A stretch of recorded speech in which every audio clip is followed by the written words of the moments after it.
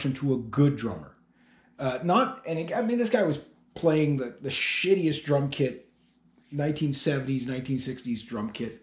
One bass drum, one tom, one floor tom, the snare, a hi hat, a ride, a cowbell, and that's all he had. And he was so tight. He was so good. Um, his roles were just like epic, and he was the best drummer I'd worked at because everybody else, we were all starting out, we were all teenagers, right? So most of us, like half the band, your band member had like maybe started playing the instrument like 6 months ago. Most of the bass players never had an amp. They'd play through somebody's guitar amp that you didn't care about because you'd end up blowing it up with the bass, right? um yeah, and then I got into my first, I would call it my first real band, and we didn't have a bass player. That was the whole thing. We had two guitar players, and the band was called Stone Angel. The guitar player and the singer were from a band called Stone Angel, and we renamed the band Reckless Angel when my buddy Scott, who was my first real drummer, that him and I were together for years. Um, and he had only been playing for like a year and a bit when I met him, but we ended up jamming a lot, and then we ended up getting into band after band, and he was in a couple of bands at the same time, and but we always ended up back in the same band. Just we worked well together, right? So we ended up in this band called Reckless Angel, and we played live. The Roxanne's Bar and Grill. It was legendary. It was formerly known as the Papillon. It was kind of like the whole Quebec version of the Roxy, is the best way I could explain it. And it was, you have like Studio 54, like that kind of stuff, and there's a movie based on it, like that kind of, the Roxy, the Whiskey, Gazaris, all that, the Sunset Bar and Grill, which I've been to all those places. I haven't been to the Studio 54 or whatever, but that kind of legendary stuff, right? Well, Roxanne's was like that. It was basically you had Megadeth play there, you had the Headstones play there, Sev Gali, Ingve, list goes on and on. Tragically Hip, they all played this bar, and so did we. Like it was just one of those bar, like you could get anything in there, and it was back in the '80s, late '80s, early '90s, where it was all hairband stuff, right? So it was like living around. It was like living in a Motley Crue video. Is the best way I could describe it. I loved it. It was great. And it used to be open till like 7 in the morning. Man, it's like, yeah, they oh yeah, back in the day, it's like there was no limit. It was like open till 7 in the morning. Like there was no limit, and then eventually they closed at 3 or something like that, and 2 or 3 and whatever. Crazy times. But it was a great stage, 13,000 watt PA, good sound man, Rick Smithers. The guy was he was really on ball. Every time he'd set up he always loved setting up my guitar. He goes, dude, out of all the guitars I've ever heard on that stage, this is when I had my Hammer Diablo. He's like, that is the best sounding guitar I've ever heard on that stage. It was so cool. I'd let him play it every now and then, and he just loved it. He goes, that fucking guitar. He goes, I love that thing, man. And yeah, it was awesome. But anyway, we played there, and the first time we played there, we didn't have a bass player, so whatever. Was a bass player even really worth it? Would anybody have noticed? But we played. We sounded great. We did the Megadeth and stuff like that. But we knew we needed a bass player, and we met this guy, big blonde guy. What the hell was his name? We called him the band slut because this guy was in like about 12 to 15 different bands. Bass player. He was good. He was like a fat version of Duff McKagan in his 20s, right?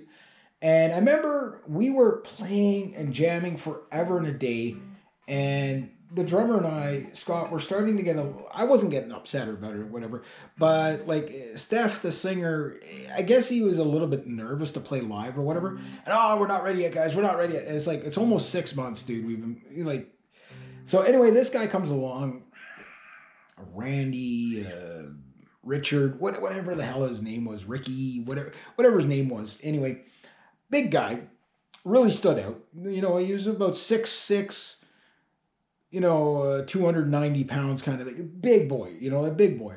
I didn't care, but the rest of us, we were skinny rock and roll guys, right? And of course, back then, when you're in your 20s, everything's superficial, right? Oh, he's kind of doesn't really fit. I'm like, he plays bass and he's willing to show up. First time we jammed with him for about 8 hours. It was like we played together for like 10 years. I'm like, this guy, yeah, he was a pick guy. He was that guy. But he knew where to be, when to be. He wasn't flashy, but man, was he tight. He was good. He was really good because he just knew how to make the song come alive, right? He was like the crazy glue we needed. And we didn't keep him for long, which I was almost mad when we didn't. Like, nothing ever got to me at all in music. Like, my number one rule is always have fun. But I remember the guys like, yeah, we're going to throw him out because I'm like, guys, but he's, yeah, he's a big boy. Who cares? You know what I mean? Like, I don't care about, the people loved it when he was on stage with us. When we did Symphony of Destruction, he's like, doing that bass line, like it sounded gnarly and cool and whatever, what was the Van Halen one we used to do?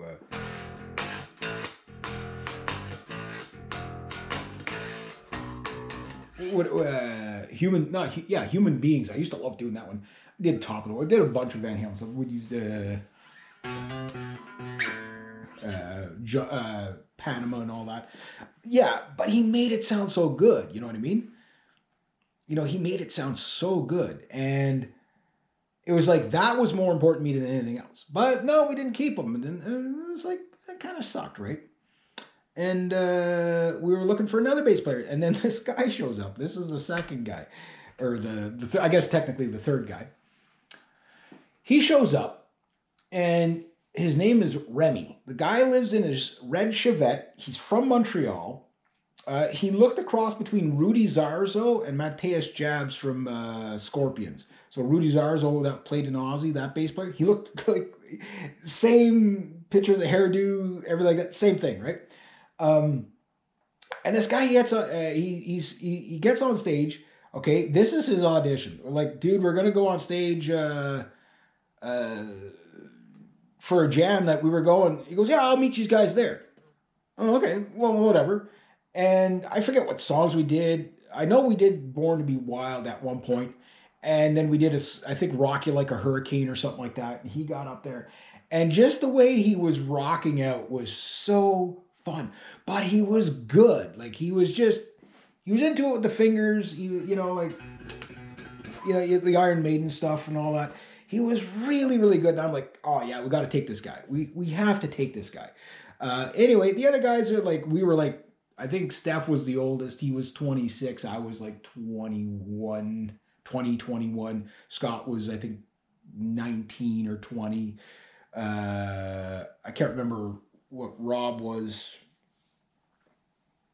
He was in between 25, 24, 25.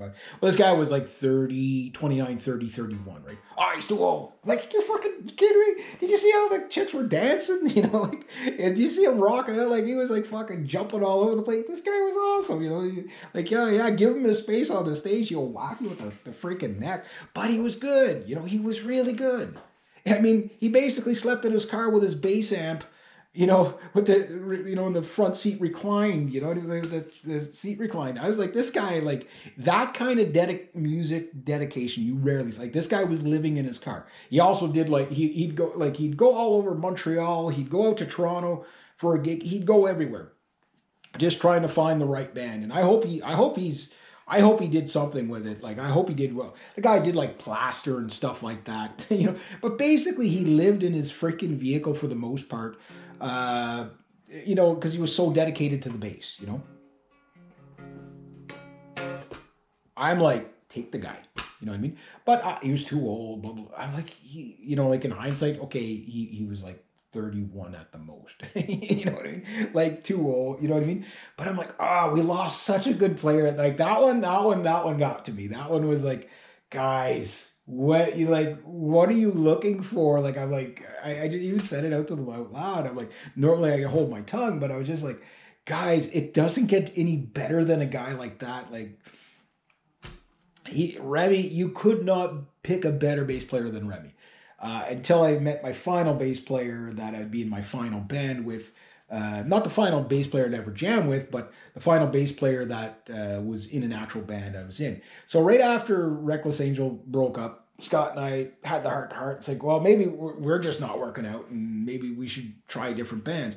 I said, well, if you think that's the way to go, whatever. So anyway, Scott goes and tries a couple other bands, and it works out for him. I forget the band he went to, whatever. And I'm like, okay, well, I'm just working and doing my thing, and we're still best friends pretty much, right? And Scott and I, the drummer. And anyway, he's like, Reg, he calls me up one night. He goes, I said, how's it going? Because I hadn't heard from him for about a month or whatever, right? And he goes, Reg, he goes, he says, you got to come out. He says, what are you doing? I said, I'm working like normal. I said, he goes, you got to come out and tomorrow night, can you take a little bit, can you move your schedule? I know you work around the clock, but he goes, bring your guitar. He goes, I got 2 guys for you to meet. You're going to love these fucking guys. And so anyway, Scott comes tearing. He has this little Ram 50. He comes tearing to my parking lot, where I lived in the apartment building. Because I just looked out the window, I just happened to be looking out the window. I see him like, just kind of like, I've never seen him pull into the place that fast. I'm like, is he fucking, like, is he like, is he like, did he lose his brakes or something? Like, what's going on? Like, I could hear him like hitting my apartment number thing, whatever. So I go back to my apartment, I buzz him in. I could hear him almost running up the stairs. Like, I never heard him come up the stairs that enthusiastic because there was no